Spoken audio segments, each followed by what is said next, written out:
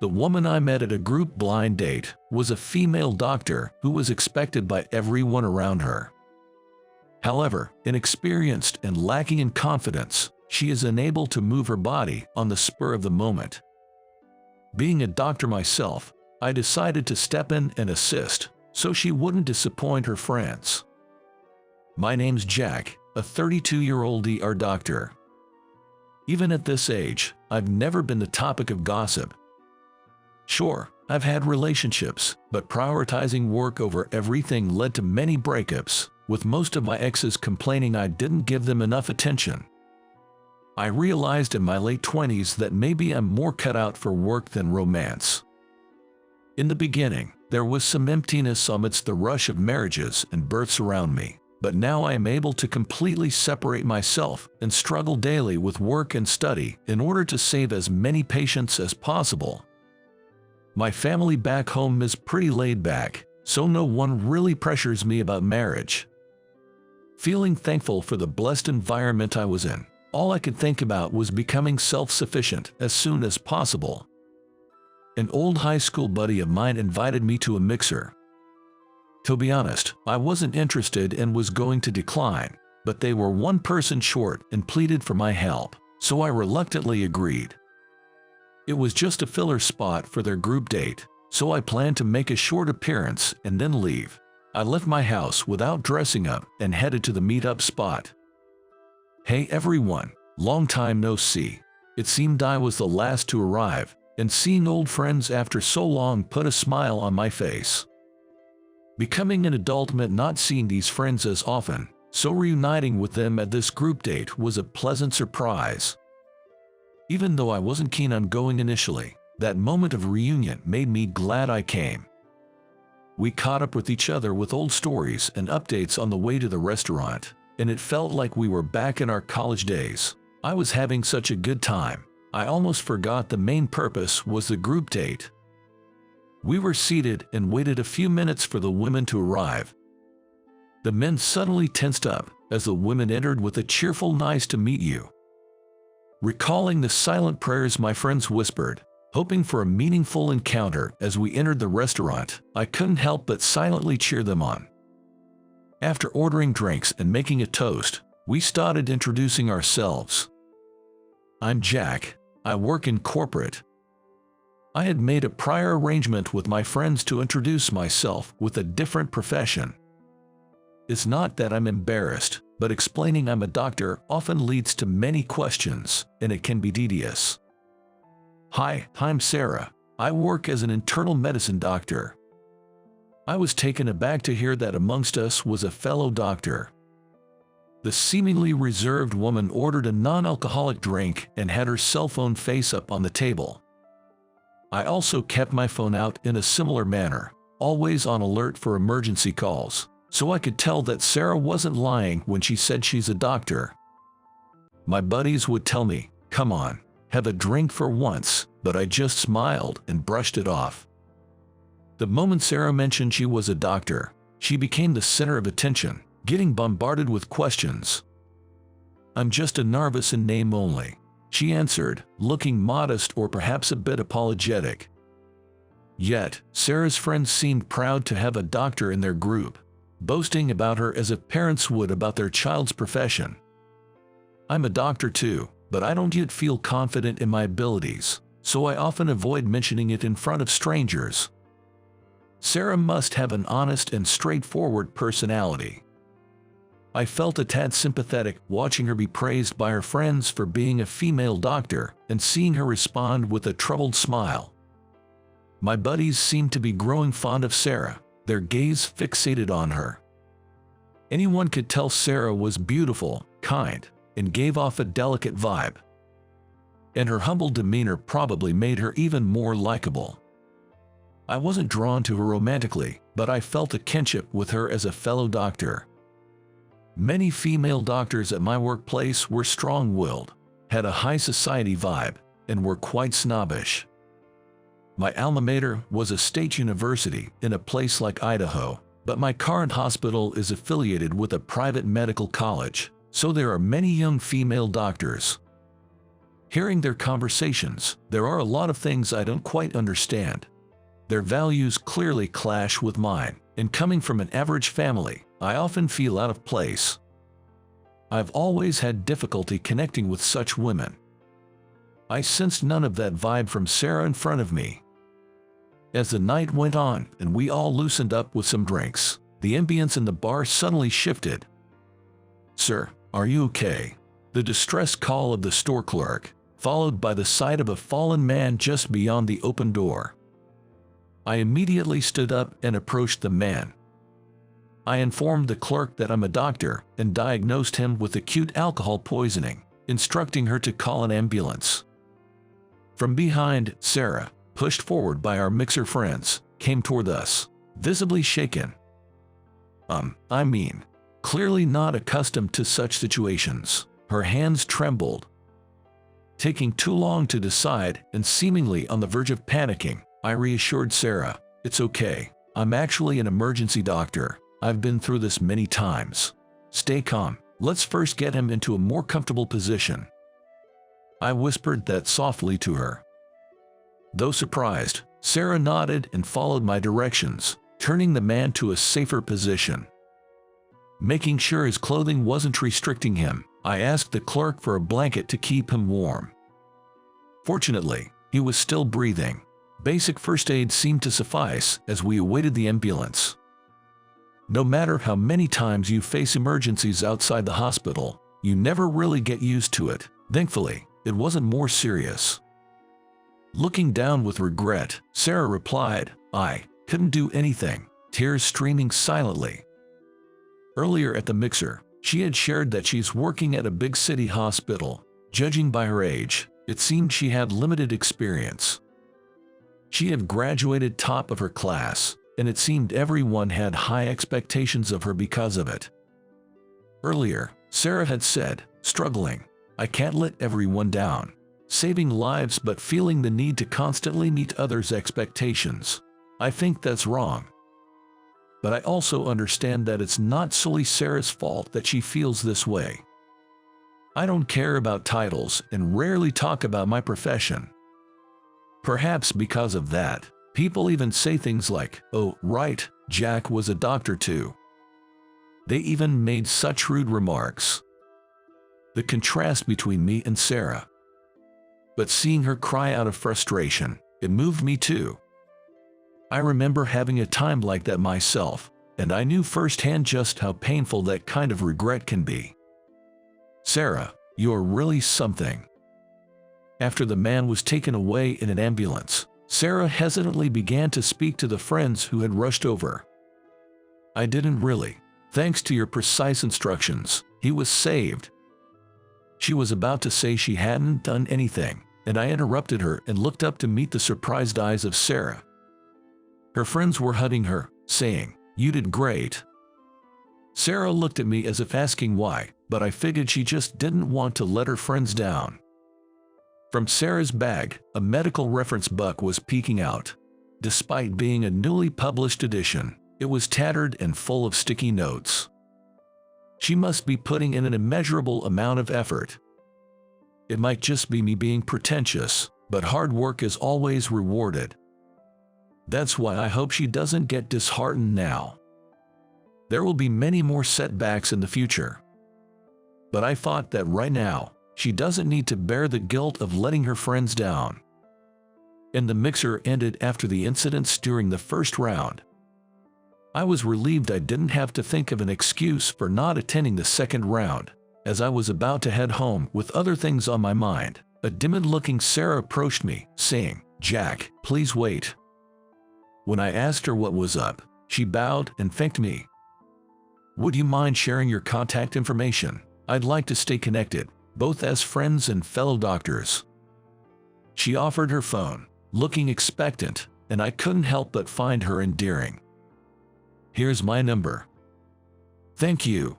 When I displayed my number, Sarah registered it with a happy look. After exchanging contact information, she waved and went back to join her group of friends. The ladies were planning a sleepover and mentioned they were heading out for some shopping.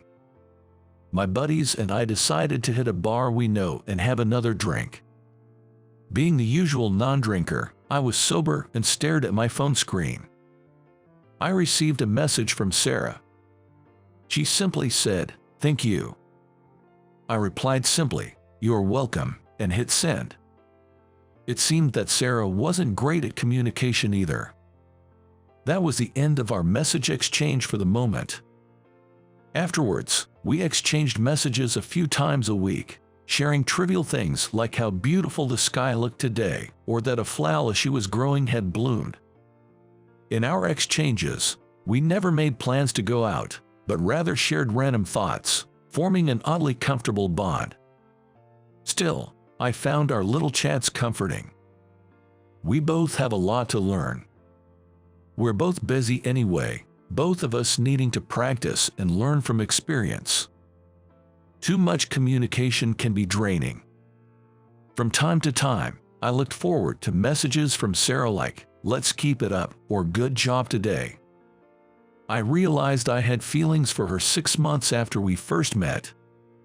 Sarah was driven by her past experiences, always studying and attending various trainings to become a doctor who can save lives under any circumstances. I had busy days juggling work and studies too, but I always made sure to get enough sleep and took breaks when I needed to. Sarah, always being so hard on herself, seemed to push through without taking much time to rest. Every now and then, when she'd call and share how she had learned something new, I'd feel genuinely impressed and wanted to support her. It's tough, but it's fun. I feel like I'm finally on my path and I want to become better every day. Hearing her laugh while saying those words, I was sure of my feelings for her.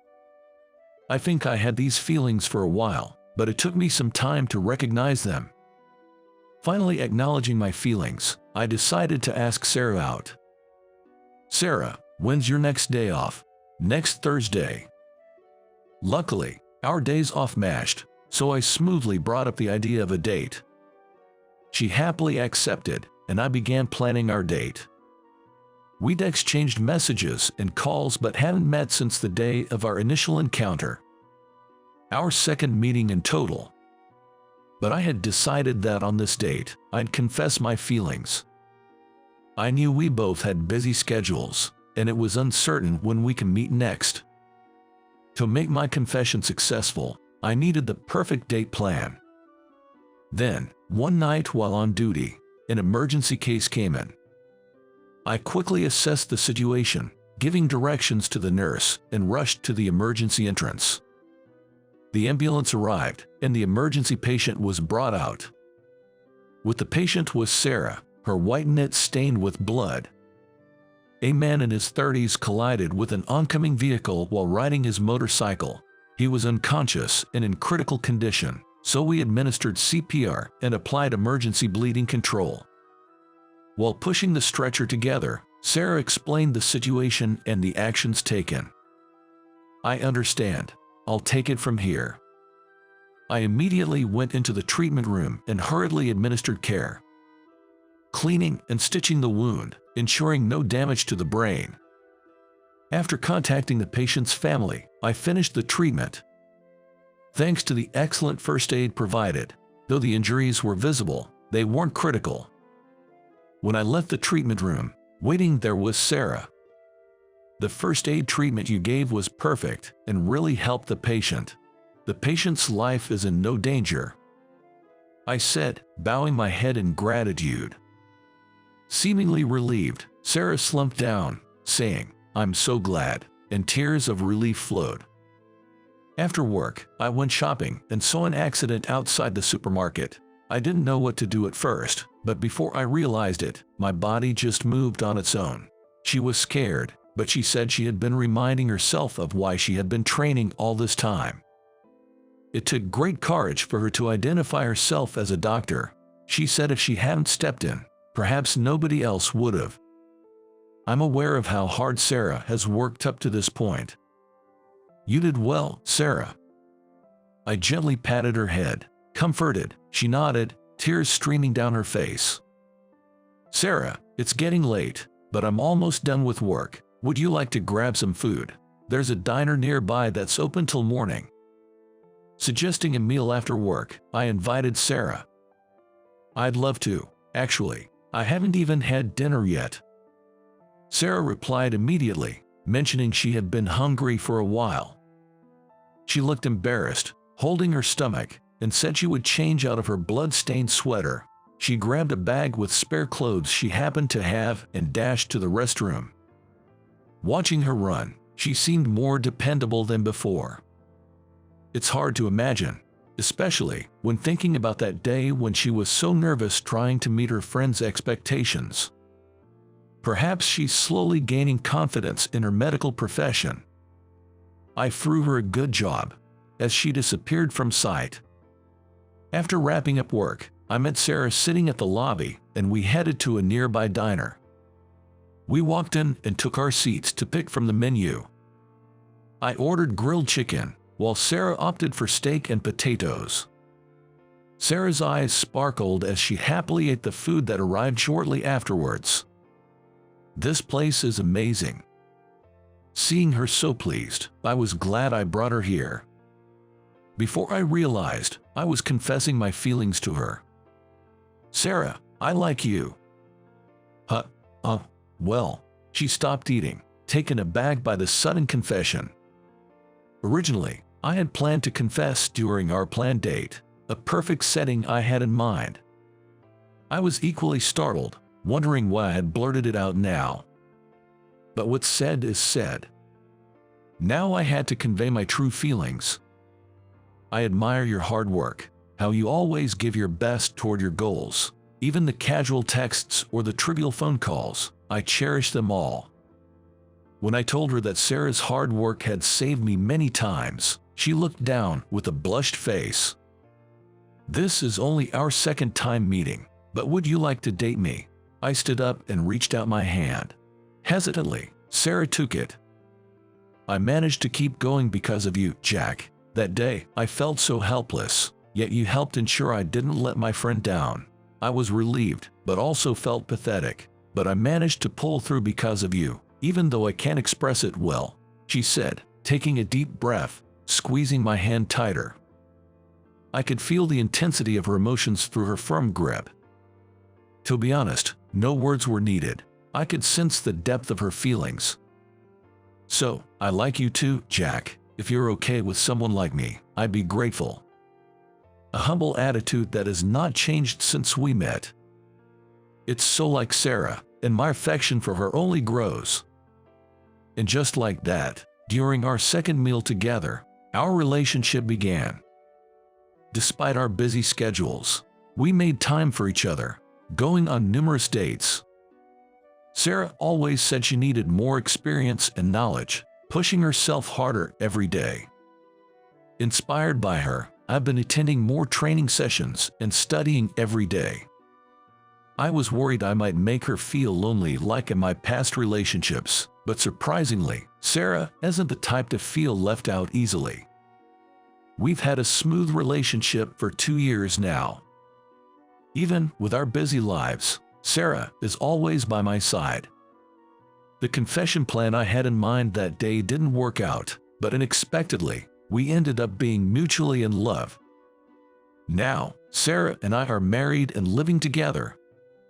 Sarah is expecting a child, adding more joy to our future. Both of us, with our undying passion for our careers, continue to push and inspire each other every day. After her maternity leave, Sarah's considering switching from internal medicine to emergency medicine. I used to immerse myself in work, thinking I wasn't cut out for love, but now, meeting someone with whom I can share happiness and grow together feels like the greatest blessing in life. I'm determined to work hard to protect this happiness in the future.